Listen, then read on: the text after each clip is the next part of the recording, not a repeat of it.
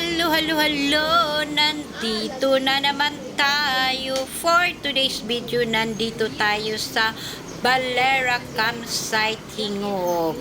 So, nakahapit mi diring dapita kasi doon sana kami mananghalian sa Hamugaway pero ang daming tao. So, isa pa mag-booking pala doon at dito kami napunta sa Valera Campsite.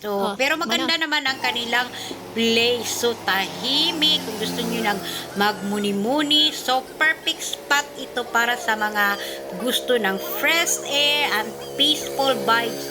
Diri lang yan sa campsite. So, tingnan nyo diyan, no?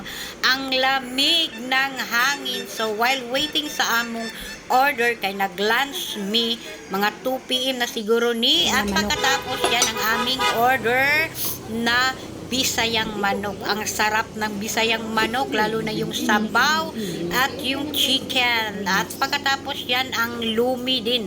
Ang sarap ng kanilang lumi. Ang sarap humigop ng dito, sabaw na mainit kasi malamig ang lugar nila. At yan ang chicken buttered na ang in-order din namin yan.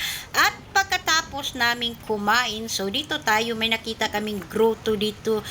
Siguro ang may-ari nito ay Catholic kasi ang daming grotto ang nakikita ko dito. At may din sila dito, swimming pool, pero hindi inopen ang kanilang swimming pool dito. At pagkatapos, dito tayo, yan ang kanilang swimming pool, pero hindi pa nila pinagamit. At dito tayo sa kanilang maliit na kubo ba na tree house. So, cute kaayo. So, dini na to makita lang yan sa Dapling sa Karsada o pusing sa tiya dihang dapita. So, nag-wish ang akong apo. So, paminawa.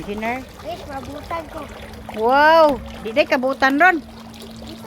No, nabay Santos o. Mama Mary o Senior Santos. Nazareno o si Senior Santo ning mabutan o kayo. Picture ba dito? Maka nakaimong remembrance. Kang Nay Santos makita dito.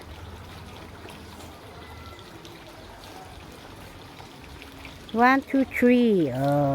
May konti tayong pictures dyan. So, i-file ko na lang yan para hindi mahaba-haba. At Merry Christmas and Happy New Year in advance. Thank you so much for watching and follow for more. Bye-bye!